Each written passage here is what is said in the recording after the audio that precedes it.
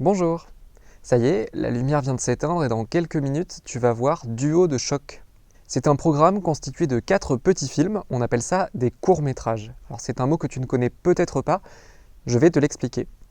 Court, c'est parce qu'en fait le film ne dure pas longtemps, il est donc court. Et métrage, ça ressemble à mètre, ça désigne une longueur. C'est parce qu'avant, les films, ils étaient sur ce qu'on appelle de la pellicule. Tu vois ça juste à côté, à l'écran. C'est une bande de plastique sur laquelle il y a plein de petites photos à la suite. Et quand on les fait défiler très vite devant de la lumière, eh bien ça fait un film. Et donc si le film était court, qui ne faisait pas beaucoup de mètres, on appelait ça un court-métrage. Je dis on appelait ça puisque maintenant la pellicule, depuis 10 ans, on ne l'utilise plus au cinéma, mais on appelle quand même toujours ça un court-métrage.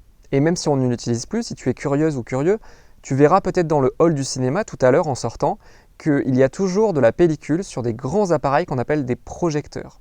Duo de choc, ce sont 4 courts-métrages donc qui racontent 4 histoires différentes mais qui se ressemblent.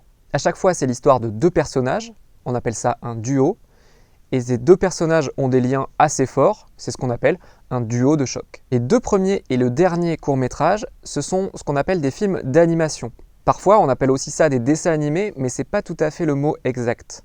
Le tout dernier court-métrage, par exemple, qui s'appelle Le petit bonhomme de poche, ce n'est pas un dessin animé, ça utilise une technique qui s'appelle le papier découpé. D'ailleurs, c'est pas très compliqué de refaire ça à l'école ou à la maison, tu pourras demander à ton maître, ta maîtresse ou à tes parents. En fait, il suffit de dessiner un décor sur une feuille, ça peut être la mer, la montagne, la campagne, et par-dessus, tu fais bouger des petits personnages que tu as découpés sur une autre feuille. Au milieu de ces 3 films d'animation, il y a un autre film qui s'appelle Charlot à la plage. C'est le plus vieux film que tu vas voir aujourd'hui. Il a plus de 100 ans. Je ne sais pas si tu te rends compte, c'est vraiment très vieux. Ce film, il est muet, ça veut dire qu'on n'entend pas les personnages parler, et il est en noir et blanc. Et pourquoi, tu vas me demander? Eh bien parce qu'en fait, à l'époque, on ne savait ni faire le son, ni faire la couleur au cinéma. Et d'ailleurs, à l'époque aussi, la musique du film, elle n'existait pas.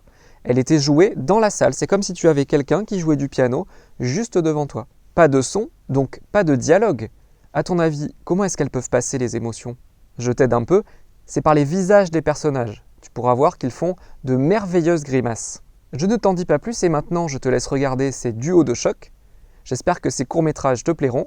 Je te souhaite une très bonne séance et à très bientôt au cinéma.